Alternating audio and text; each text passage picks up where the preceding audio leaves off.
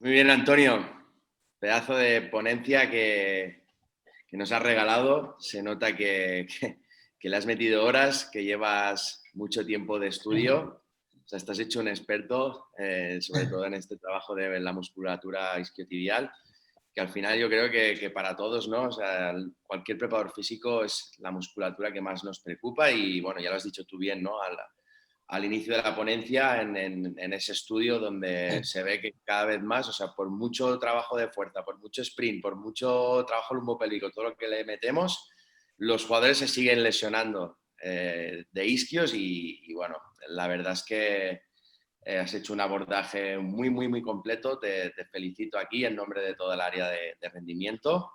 Y Gracias. nada, pasamos al turno de preguntas. Yo simplemente, bueno, me gustaría ya que has hecho con tanta profundidad y has estado, o sea, nos has dado una grandísima variabilidad de ejercicios y propuestas, de todo lo que tú has podido estudiar, compartir en charlas que has tenido con preparadores físicos, etcétera, ¿hay algún ejercicio o hay ejercicios, igual no tienes la respuesta, pero que estarían contraindicados para el trabajo de la musculatura isquiotibial? Porque yo creo, o sea, que en que, o sea, todos son útiles, todos los podemos utilizar en algún momento, según el contexto, si hay lesión, si no hay lesión, si sirve para activación, si sirve para potenciar, etcétera. Pero ¿hay alguno en concreto que tú hayas visto que esté contraindicado? La verdad que es una pregunta muy buena porque yo se lo sé, a todo el mundo le digo lo mismo, ¿no? Y con todos los preparadores físicos al final profesionales que he hablado, como contigo en este caso, bueno, con muchos de los que hablo actualmente, y soy muy curioso y a todos le pregunto porque obviamente hay que aprender todos los días cosas nuevas. La realidad es que a nivel de evidencia científica no es que haya ejercicios contraindicados, sí que es verdad que hay un artículo que no he metido en el estudio porque no quería hacer tampoco la ponencia, tampoco, si no nos podíamos haber pegado aquí 4 horas hablando, en el que te dicen exactamente cuántas series y cuántas repeticiones deberías de hacer y con cuánto porcentaje de la carga deberías trabajar la fuerza excéntrica en la musculatura isquiosural y a partir de qué porcentaje de carga y de repeticiones y de series es contraindicado, puede ser contraproducente para los jugadores, ¿no?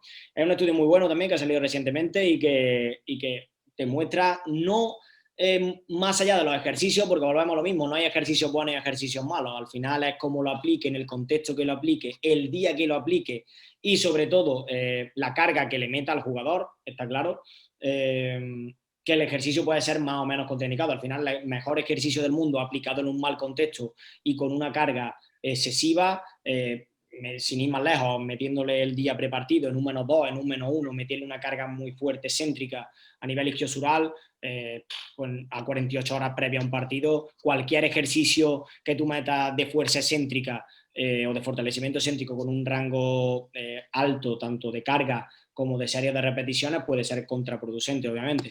Y sí que es verdad que lo que más estudiado, lo que más evidencia científica tiene actualmente es el Nordic, porque en la realidad es lo que más se ha estudiado, es lo que más bibliografía tiene al respecto, más metaanálisis tiene, más revisiones sistemáticas tiene.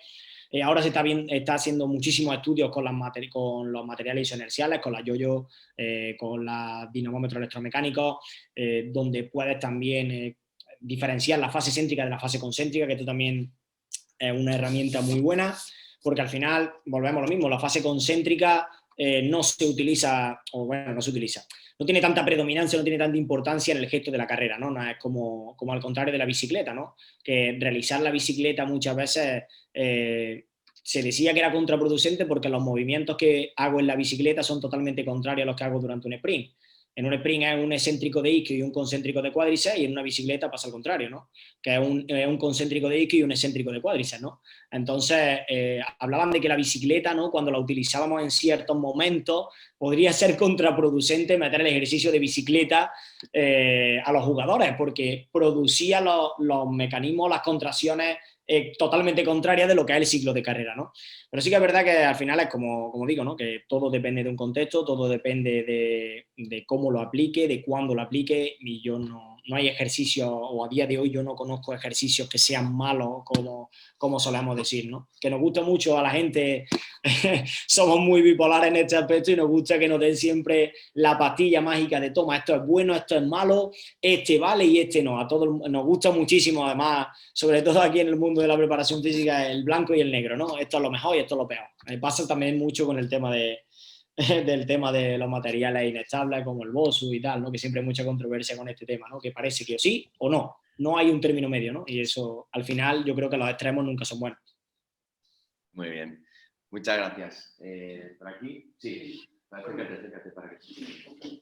Sí, Antonio, es una pregunta y la otra no es si nos puedes ayudar nuevamente con la información que dijiste de que creo que la carrera lastrada es mejor que el nórdico, comentaste eso, lo que pasa que se bloquea. ¿Por qué? ¿Cómo? No te he escuchado bien, acércate un poquillo más, porfa, que no te escucho bien. No alcanzamos a escuchar prácticamente el por qué la carrera lastrada es mejor que el nórdico. El sprint resistido. Sí. Vale, el estudio este que os he mostrado anteriormente, el sprint resistido, simplemente coge un grupo que le aplica un programa de entrenamiento con sprint lastrado y otro grupo que le aplica un programa del Nordic, ¿vale? Aplica un programa de 8 semanas, si no recuerdo mal, y al final compara los resultados a nivel de longitud del fascículo, porque le hacen resonancia a todos los jugadores. La verdad que el estudio es muy potente también.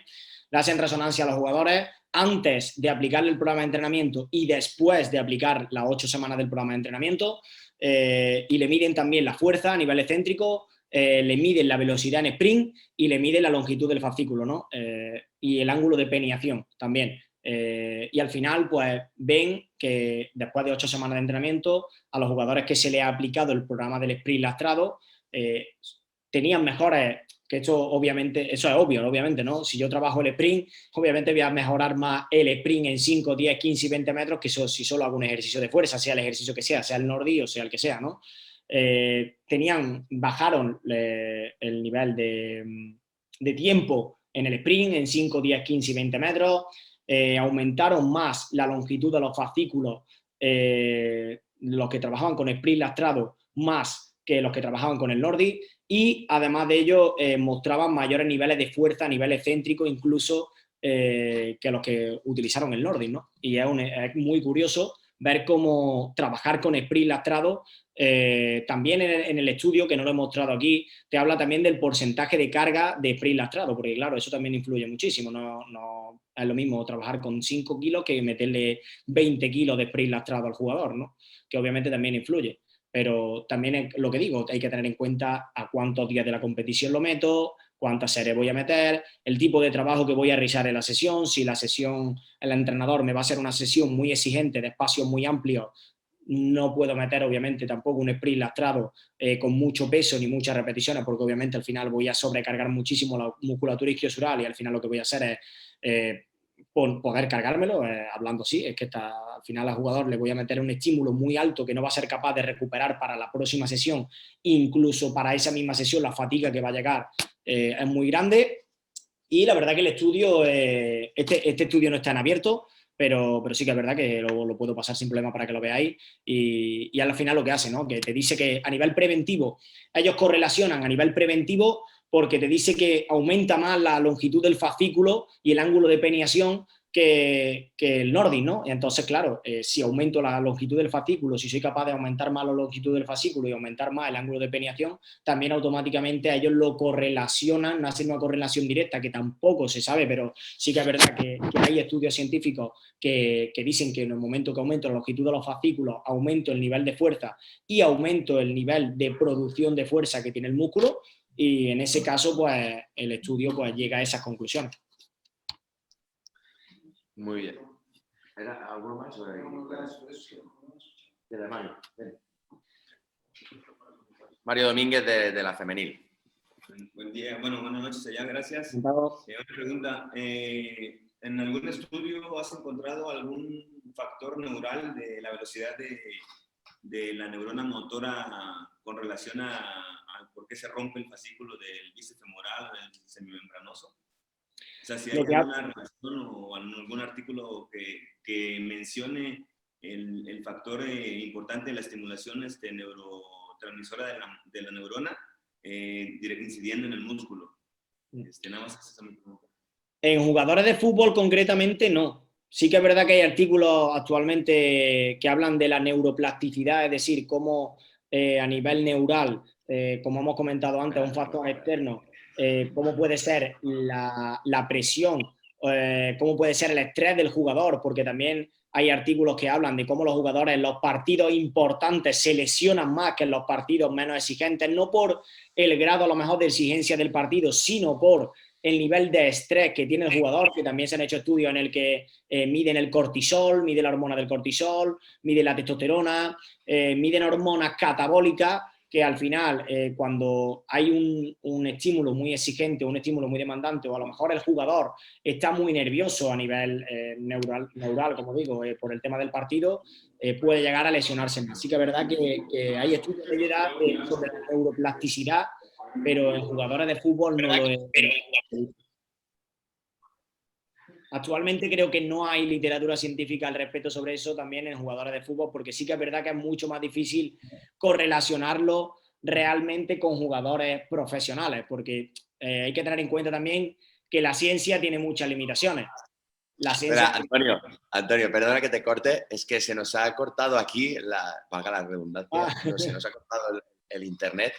Y aparte también estábamos probando, porque estábamos conectados a un altavoz y te quedaste sin voz mientras hablabas. Por favor, ¿te importaría repetirnos la respuesta? Claro, claro.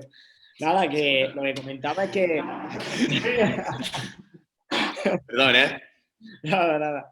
Que lo que comentaba es que, bueno, que a nivel de evidencia científica actualmente en el fútbol no he encontrado ningún artículo de ese tipo. Sí que es verdad que he encontrado artículos que hablan sobre la neuroplasticidad, sobre cómo el factor neural puede afectar tanto al rendimiento en los gestos que son mecánicos como en la prevención o el riesgo de lesión. En fútbol no lo he visto, no sé, creo que no hay, porque la verdad que actualmente reviso toda la literatura científica prácticamente que sale a diario, tengo todos los buscadores con todos los términos de bibliografía de isquiotibiales cada vez que sale algo. No lo he visto porque sí que es verdad que es lo que te comento, que la ciencia al final pues tiene sus limitaciones, ¿no?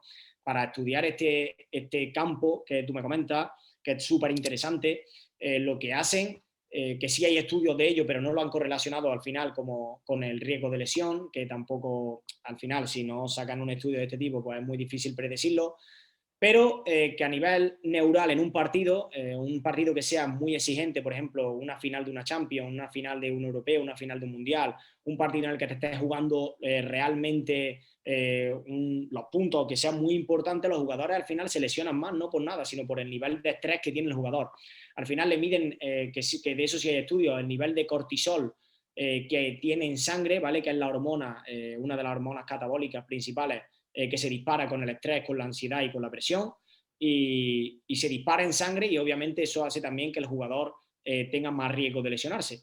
Pero sí que es verdad que no hay en jugadores de fútbol estudios de este tipo, porque claro, aplicar al final un estudio científico de este tipo, imaginaros en vuestro contexto, ¿no? Imaginaros que yo soy investigador, que yo soy científico, y me voy mañana allí y le digo a Eri, que yo quiero hacer un estudio real en un partido para ver cómo afecta esto. Y me tengo que meter todos los días en mitad del partido, le tengo que tomar a los jugadores la saliva o la sangre antes de empezar el partido para ver cómo tienen los niveles antes del partido, en medio del partido y al finalizar el partido. Y así, por lo menos mínimo de 8 semanas, porque si tiene menos de 4 semanas el estudio, la verdad que el estudio no es fiable. Entonces, obviamente, el entrenador te dice eso es imposible hacerlo, ¿no? Obviamente no va a meterte en mitad de una competición a tomarle datos ni muestras a los jugadores, ¿no? Entonces sí que es verdad que hay ciertos campos que los toman con entrenamiento, ¿vale? Que lo utilizan con entrenamiento, que son estudios de casos concretos, con un entrenamiento, con un partido de pretemporada, un partido simulado, pero a nivel de evidencia científica real, de competición real, no hay porque es lo que te estoy comentando, ¿no? Que es imposible que tú llegar a un entrenador o a un preparador físico de un equipo y le digas, mira, que quiero hacer un estudio que me dejes tomar datos a tus jugadores en mitad del partido, ¿no? Entonces el entrenador te puede mandar cerca y el preparador físico más todavía. Una preguntita, Mario. ¿Qué más? ¿Alguien más por aquí? Algo de la especificidad, ¿tiene alguna ¿En qué sentido? Por ejemplo, en los estudios que él tiene ¿cuál sería su mejor propuesta en alguna con la rutina, pero con cierto contexto y con cierta especificidad que es el... Si tiene algo tipo de... O sea, a nivel de sobre la propuesta que tú ahora nos has mencionado, o el par de propuestas en los artículos y tal, o sea, dentro del ámbito de la prevención, ¿qué es lo que se podría aproximar más, sobre todo a nivel de especificidad, en este trabajo preventivo, ¿no? Más o menos. Sí. O sea, en el sentido de qué ejercicios son los que tienen un nivel de aproximación más alto en términos de prevención. El primero está claro que es el sprint, ¿vale? No hay otra forma mejor, como he dicho anteriormente, que ya hay mucha evidencia científica al respecto que lo corrobora, que el sprint trabaja directamente sobre el mecanismo lesional y además los sprints enlastrados aumentan incluso la carga a nivel excéntrico y previenen y preparan al músculo para cuando esté más fatigado y sea capaz de soportar esa carga excéntrica. No existe nada más específico que sea sprintar, eso está clarísimo. Y a partir de ahí, después los ejercicios que están ahora investigándose muchísimo, porque como digo, lo que más literatura científica son los ejercicios que tienen son los ejercicios más antiguos, como el peso muerto y el Nordic, que al final son los que más se realizan y se llevan haciendo estudios desde hace 30 años de esos ejercicios. Al final te metes a buscar literatura científica y el 60-70% incluyen el Nordic. Más, en el FIFA test incluyen el Nordic, ¿vale? En el test de la FIFA de prevención lo incluyen, ¿vale? Pero sí que es verdad que se están sacando ahora muchísimos estudios nuevos, como también el que yo estoy haciendo con mi grupo de investigación de la facultad, con gestos que sean de carrera, como habéis visto en el estudio de Suárez y colaboradores, el gesto de swing de carrera con material excéntrico. Bueno, tenía un vídeo también que no lo he metido, pero que también es muy interesante. Dentro de la recuperación de cuando Marco Asensio se rompió la rodilla, actualmente se trabaja también mucho más la musculatura isquiosural que la musculatura del cuádriceps. Antiguamente te rompía la rodilla y decía, vamos a trabajar el cuádriceps, vamos a poner cuádriceps de un caballo y ya no me lesiono más. Pero se han dado cuenta que la musculatura, al final el cuádriceps lo que haga es anteriorizar la tibia, y lo que tengo que intentar es llevar la tibia a posterior, ¿no? Y para eso es súper importante el trabajo de la musculatura del glúteo, que cada vez salen más estudios de la importancia de la musculatura de trabajar los glúteos, tanto con el así lo voy a decir, con el hip thrust, ¿vale? Tanto bilateral como unilateral, y con el trabajo de puente de glúteo con peso y sin peso, y tanto bilateral como unilateral. Y el trabajo de banda elástica para el trabajo del glúteo medio, todos los desplazamientos laterales, la salida abierta y cerrada, como hemos visto en las poleas cónicas y con el Kinedynamic cuando hacen la salida abierta y cerrada para el trabajo del glúteo medio, que también es súper importante.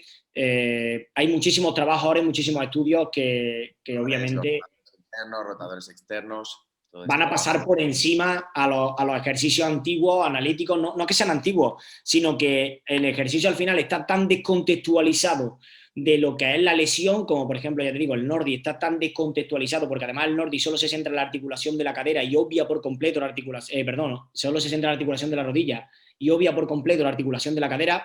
Ejercicios que sean totalmente contextualizados y que influyan los dos miembros, ¿no? Tanto la cadera como la rodilla, como hemos visto en las imágenes que os he enseñado anteriormente, las poleas cónicas, la patada de isquio, tanto tumbado como frontal, ¿vale? Lo utiliza Marco Asensio en el estudio, en el vídeo que le hacen a Marco Asensio de su recuperación, que dura 1 hora y media, un documental de 1 hora y media. Vienen muchísimas fases de la recuperación y meten este ejercicio de swing de carrera, lo meten además con el dinamómetro electromecánico que tengo yo en la facultad, tenemos nosotros la TINA System para utilizar y para realizar el estudio, que puede separar la fase concéntrica de la fase excéntrica, la carga de una y de otra, que eso ya es el siguiente paso, y todo este tipo de trabajo con materiales isocinéticos y que se asemejen al gesto real, al final son los que más transferencia tienen a la realidad. Y dentro de un programa de prevención y optimización, como digo, tiene que haber de todo. En unas primeras fases, obviamente, no le voy a meter un Nordic, ni en una primera fase de una prevención o de una rehabilitación no le voy a meter una polea cónica, porque entonces voy a tener un riesgo de lesionarlo altísimo.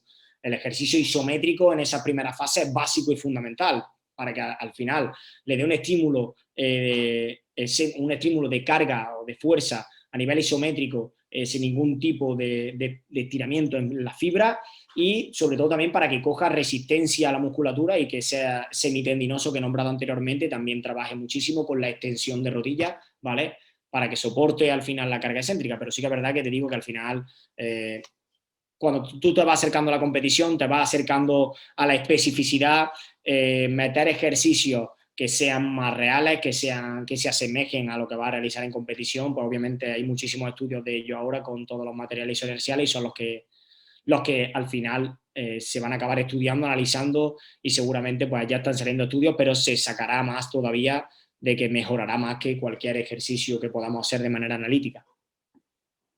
Muy bien, perfecto. Un poquito con la línea de la pregunta que te ha hecho César sobre los sprints resistidos. O sea, aquí realmente los estamos trabajando, o sea, es como también las tendencias, ¿no? Como que hubo un momento que desaparecieron, se quemaron todos, otros ahora que vuelven a aparecer. Está clarísimo, o sea, cada vez más la evidencia nos dice eso, que tiene un factor preventivo muy, muy grande, y hay que hacerlos. Entonces, o que son indicados para la musculatura isquiotibial. De lo que tú has podido leer, de lo que has podido estudiar, ¿cuánta dosis de trabajo, más o menos, a la semana hay que meter de sprint resistido? ¿En qué porcentaje? Yo qué sé, no sé si trabajas a partir del peso corporal. ¿Qué nos podías decir sobre ello? Pues los estudios como el que os he nombrado anteriormente, bueno, hay más, ¿no? Obviamente, ese lo he nombrado para compararlo con el Nordic, ¿no? Pero los estudios hablan de entre un 10 y un 15% del peso corporal del jugador, por encima, ¿vale? Aproximadamente un 10% del peso. Perdón, ¿cuánto?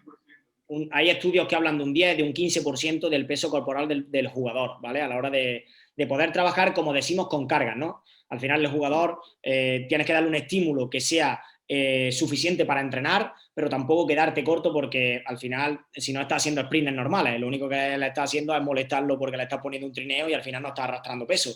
Entonces, para que sea un estímulo optimizador, hablan de entre un 10 y un 15% del peso corporal del jugador, ¿vale? Y meterlo lo más alejado de la competición, por ejemplo, en el día de acciones neuromusculares, meterlo series cortitas, lo meten siempre también posesión, ¿vale? Hay estudios que lo han metido también precesión, pero no especifican mucho en el estudio cómo lo han llevado a cabo, porque tampoco hay literatura científica al respecto, pero que sean de jugadores profesionales, como yo sé lo que tú me estás preguntando, es más complicado, ¿no? Sí que es verdad que como digo, un 10-15%, hablan de dos series de 4 repeticiones, entre 4 y 6 repeticiones, y entre un 10 y un 15% del peso corporal, metiéndolo siempre al final también como trabajo de cuña al final de la sesión, ¿vale? Y si lo metes precesión, aislándolo también, que también hay otro estudio que lo comenta, aislándolo de la sesión principal, ¿vale? Que también sería interesante, también lo puedes meter precesión, pero aislándolo de lo que es la sesión principal, porque si no, al final, si tú le metes un estímulo, al final de lo que hablamos, como digo, es de estímulo de entrenamiento óptimo. Si la vas a meter 5 kilos al lastrado, lo puedes hacer precesión antes del entrenamiento como una activación neuromuscular y no tienes problemas. Pero si hablamos de sesión real, de sprint real, meterlo como ejercicio dentro de, por ejemplo, cuando se trabaja las cualidades específicas en el campo, si hace un circuito en el campo, que se ve mucho los equipos profesionales, donde se trabajan por estaciones, y en una pues hace un sprint, el jugador hace un sprint, suelta el sprint lastrado y así realiza un tiro a puerta, por ejemplo, también lo podrían meter dentro de lo que es la sesión, pero en ese tipo de sesiones lo que hacen es o meterla en doble sesión, que también la utilizan mucho también en pretemporada, o meterla en doble y hacer la sesión de por la mañana con todo el trabajo de cualidad específica con más carga, y meter la sesión de más entrenamiento de campo por la tarde, o al contrario. Y si lo haces entre la sesión, pues realizar simplemente 4 estaciones de las diferentes cualidades específicas y meter ese trabajo de sprint lastrado, pero teniendo en cuenta también que el entrenamiento posterior no puede tener tampoco muchas acciones de mucha distancia, de metro minuto. Es decir, tú en un entrenamiento neuromuscular de un -4, por ejemplo, puedes meterlo sin problemas dentro de la misma sesión de entrenamiento como un ejercicio de una posta en un circuito, porque luego vas a trabajar en espacios reducidos y esas altas velocidades no se van a dar. entonces las puedes trabajar sin problema y meterla dentro de un circuito y meter además un estímulo bueno de entrenamiento y además tienes el tiempo de recuperación para esperarte hasta el día siguiente y no habría ningún tipo de problema. Y además eso es un entrenamiento que realmente está entrenando al jugador. No estamos metiéndole 5 kilitos en el sprint, que al final si no, pues no deja de ser un sprint normal con una activación neuromuscular. Muy bien. Eric, perdón, Sí. Sí. Ya dijo repeticiones, peso.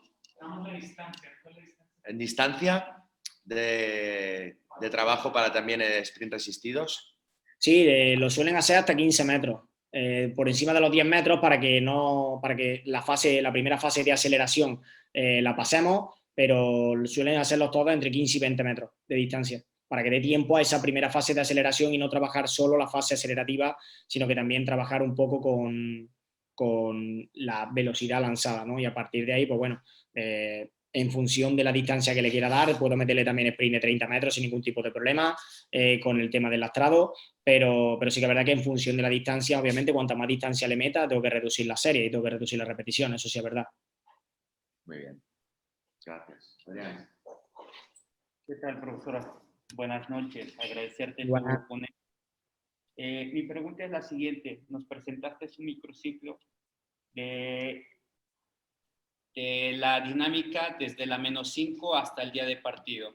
En ese artículo, los 2 primeros días abordas básicamente la mayoría de los aspectos en el -5 y el -4, donde das contenido sobre todo posesión de high speed running y de sprint, sobre todo el día martes. El día miércoles no hay contenidos, jueves retoman los contenidos o un -2, el -1 se minimiza para llegar al partido.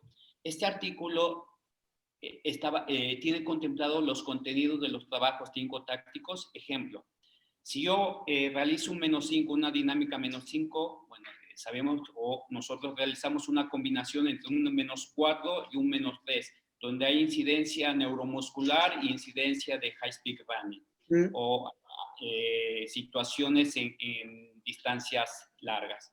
Un -4, incidencia neuromuscular. Un -3, bueno, sabemos que la ondulación de la carga durante el microciclo es muy alta, donde los entrenadores abordan sobre todo fútbol, ¿no? El día -4, bueno, se reduce un poquito el volumen de carga, pero hay incidencia en high speed running, hay incidencia en acciones de acelerar y desacelerar.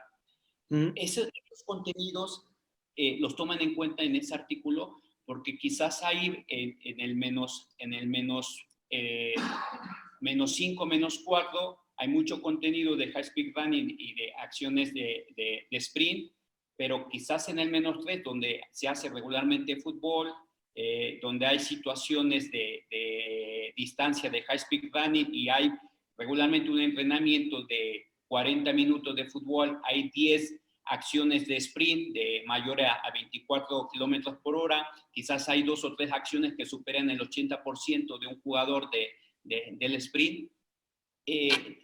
Toman en cuenta esa parte. Y mi segunda pregunta, aquí hacíamos regularmente en un -2 al final de la sesión 3 estímulos, 2 o 3 estímulos, donde llegaba sobre el 85, el 90% de su velocidad máxima del jugador.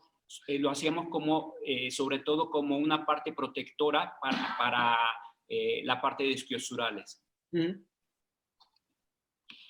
Pues en el estudio, es un estudio longitudinal, ¿vale? Mide una temporada completa, se hace también con jugadores profesionales. La verdad es que todo este tema de análisis de datos no lo muestra en el estudio, no es como el segundo estudio que os he puesto de Luis Suárez, en el que os he puesto primero el contexto, donde veis todas las distancias, distancia total, aceleraciones, desaceleraciones, metro minuto, tal, y debajo te pone el contexto en el que el programa de entrenamiento.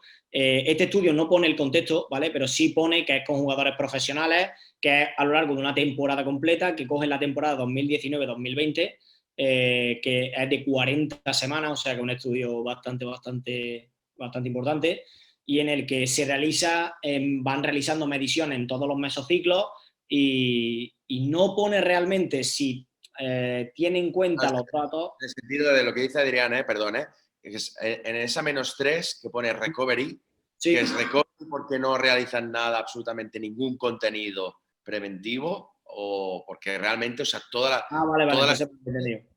las sesiones de recuperación. ¿Iba por aquí o no? Sí. Es la duda. Sí, eso, entonces sí, eso sí. El recovery después de 2 días de bloque de adquisición, como es el -5, -4, donde meten 2 días, el primer día meten un sprint, trabajo de sprints grupales más el individual para los jugadores que tienen alguna deficiencia. En el segundo día solo meten el trabajo individual a modo de cuña, ¿vale? Para los jugadores que cuando le han aplicado los test le aplican el programa de sprint. Y el tercer día, el miércoles, hay una sesión normal de entrenamiento, pero que no meten ningún trabajo específico ese día, nada más que un trabajo de recuperativo. No meten ningún trabajo de isquiosural ese día porque sabemos que después de 2 días de carga, de un bloque de adquisición de 2 días de carga, dejan una entremedia donde no tocan absolutamente nada, no hacen nada, simplemente una recuperación. Hacen el entrenamiento normal, como digo, que se habrá una sesión de entrenamiento normal, pero que no nos la explican en el artículo. Pero sí que es verdad que dicen que ese día se entrena. O sea, hay una sesión de entrenamiento normal. Una sesión de entrenamiento de campo normal, pero que no realizan ningún trabajo ni pre ni post en ese día. En ese día no trabajan nada. Pero en esa sesión normal, que es el día -3, es donde regularmente la ondulación de la carga es más alta, donde regularmente los entrenadores tienen contenidos más altos de high speed running. Sí, puede ser. Tienes 2 días ya haciendo trabajo sobre esos contenidos, y el tercer día también hay un contenido mayor de esa parte, ¿no? Es así, es totalmente cierto. Ese tercer día en un -3 que se suelen realizar, los entrenadores suelen realizar acciones de más distancia, a campo más completo, donde se van a dar muchas acciones de HSR, de VHSR, de High Speed Running, de Very High Speed Running y acciones de alta intensidad, mucho metro-minuto. Sí que es verdad que ese día lo utilizan como recuperación ellos para meter las cuñas, pero no especifica exactamente en el artículo qué es lo que hacen ese día. Pone que hacen un entrenamiento normal de campo, pero no especifica qué hacen. Sí que es verdad que también te digo que el trabajo lo tengo además aquí delante en el estudio. Cuando hablan del tema del sprint, te lo voy a leer exactamente, ¿vale? Para no equivocarme, porque son muchas cosas de memoria. Cuando hablan del tema del sprint, ¿vale? Hablan que hay una primera fase, ¿vale? De la semana 1 a la semana 3, en la que el bloque A realiza solo sprint de aceleración, solo trabaja en la aceleración 5 metros.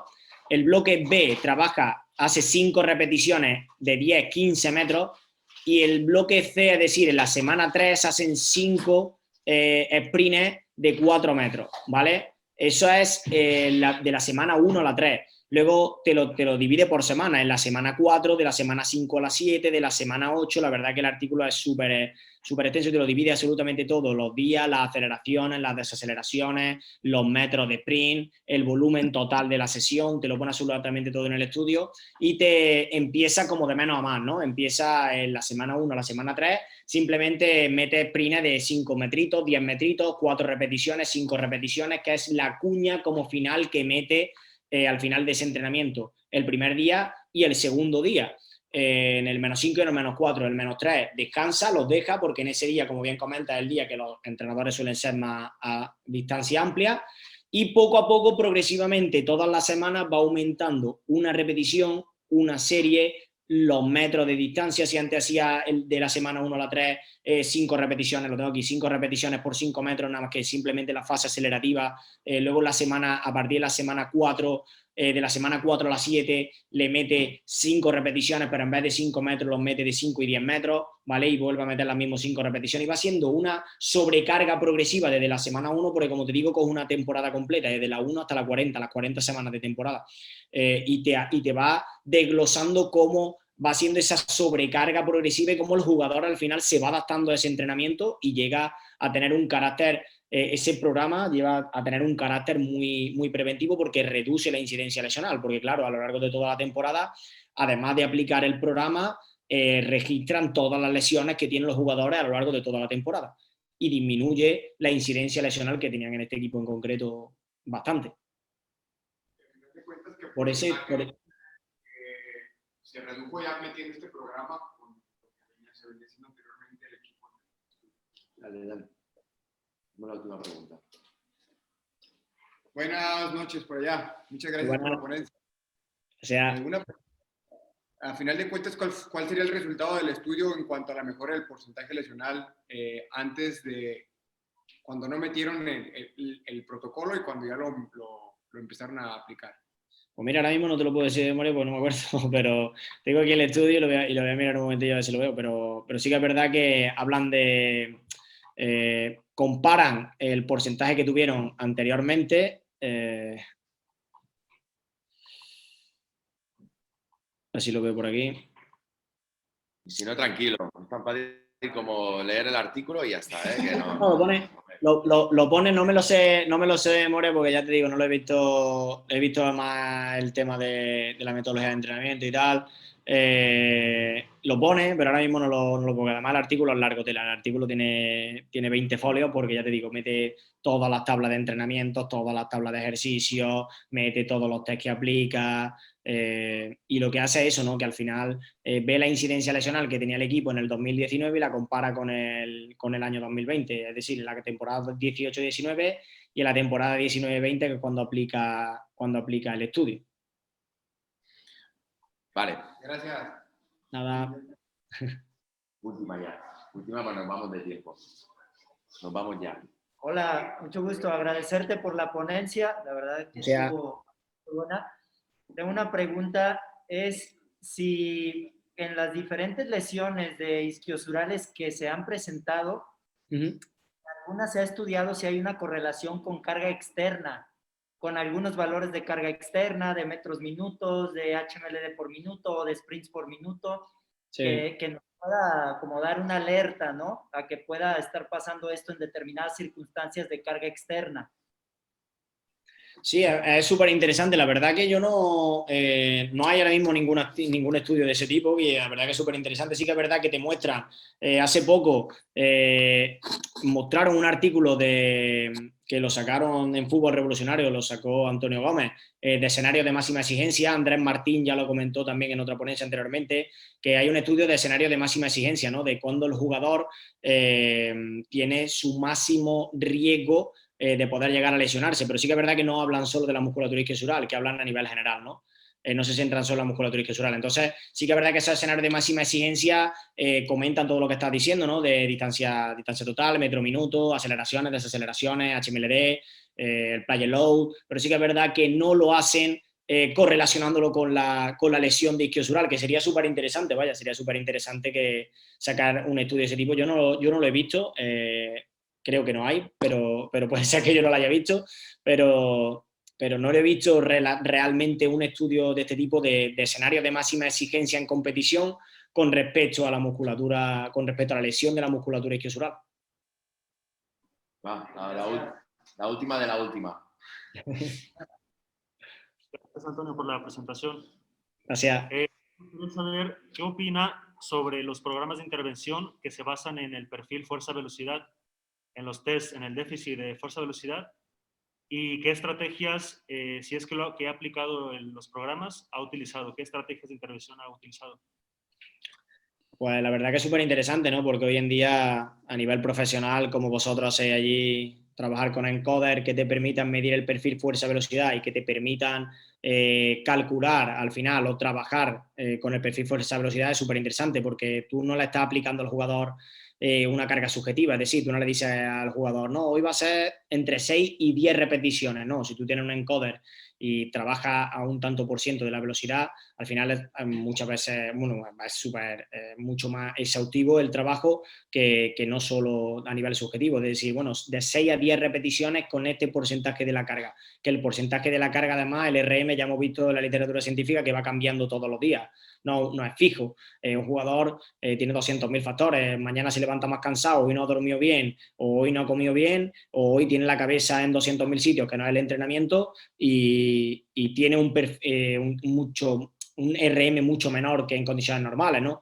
Y trabajar con el perfil fuerza-velocidad es súper positivo, súper interesante y obviamente todo el mundo que tenga la capacidad y tenga los medios para hacerlo, pues es totalmente recomendable trabajar sobre ese estímulo porque al final lo que la literatura muchas veces no habla es que se puede trabajar en un rango de lo que llaman doble ciego, ¿no? Que en el momento en el que le calculo la velocidad de ejecución y me he llegado la segunda vez que no llego a ese rango, ¿no? Pues en el momento en el que yo acabo la serie, ¿no? Y puede ser 3, 4, 5, 14 repeticiones, para mí será 8, para ti será 12, para otro compañero serán 6, pero ese será mi porcentaje de la carga a la cual yo he fallado, es decir, yo no he llegado 2 veces, que es el doble ciego, no he llegado 2 veces a ese porcentaje mínimo de perfil fuerza-velocidad. Y añadiendo un poco sobre esto que estás comentando, y también a la pregunta de Enrique, teniendo en cuenta de que, pues mira, justo hace un año, Xavi Franquesa, que es el preparador físico del juvenil B del Fútbol Club Barcelona, nos hizo también un abordaje súper interesante sobre musculatura de isquios, lesiones, etcétera, y nos decía, creo que era un estudio de Morín, donde estaba cada vez más demostrado de que un déficit de F0, sí, ¿vale? Es decir, sobre todo al inicio, en la aceleración, si cuando un jugador tenía déficit no de velocidad, sino de F0, ahí había más riesgo de lesión. Y esto eso sí, Morín tiene muchos estudios de eso, de la fuerza horizontal, ¿no? De la producción de fuerza horizontal de F sub 0, ¿no? De la producción de fuerza, de cuántos newtons y además de con qué inclinación, cuantos más grados tenga la inclinación y el F sub 0 sea mayor, tengo más riesgo de lesión que si soy capaz de producir y hacer mucha producción de fuerza a nivel horizontal, no a nivel vertical, ¿vale? Entonces, de eso de Morín sí tiene mucho estudio de eso, de producción de fuerza a nivel horizontal, y también tiene mucho estudio, obviamente, que es espectacular, correlacionándolo con el tema de la prevención de la musculatura isquiosidal. De eso sí hay bastante escrito, y sobre todo Morín, que es un experto en esto de la producción de fuerza y del sprint y de la velocidad. Muy bien, pues yo creo que nos hemos, al final... Al final pasa lo de siempre. La junta creo que la vamos a posponer, pero bueno, de hecho ha sido por lo interesante que ha sido todo, por lo bien que lo has expuesto, de verdad que estamos aquí muy, muy agradecidos. También el tiempo ahí en España, que ahora son las 10:15, si no me equivoco. Sí, aquí son las 10 de la noche. Desde las 8 seguramente te estarás muriendo de hambre para cenar, nosotros para comer. Pero que nada, Antonio, la verdad es que un placer. Desde aquí te animamos a que sigas compartiendo todo lo que compartes en redes sociales, y de hecho, pues mira, fue gracias a eso que llamó la atención aquí en el área de rendimiento de Chivas y haber podido hacer esta relación magnífica que tenemos. Muchísima suerte en tu tesis doctoral, espero que dentro de poco ya seas un cum laude. Y nada, gracias a todos los asistentes, no da tiempo ya para más, tenemos que ahora sí cortar la comunicación. Ya avisaremos si hay una próxima que la demos abierta, siempre lo haremos así. Y pues eso, Antonio, que muchísimas gracias en nombre de toda el área de rendimiento de Chivas. Muchísimas gracias a vosotros por darme la oportunidad de estar aquí compartiendo al final este trabajo con vosotros, porque no se tienen la oportunidad todos los días de estar delante de profesionales como todos los que estáis detrás de la cámara, ¿no? Que es espectacular. Muchísimas gracias, Eric. Muy bien, pues nada, muchas gracias.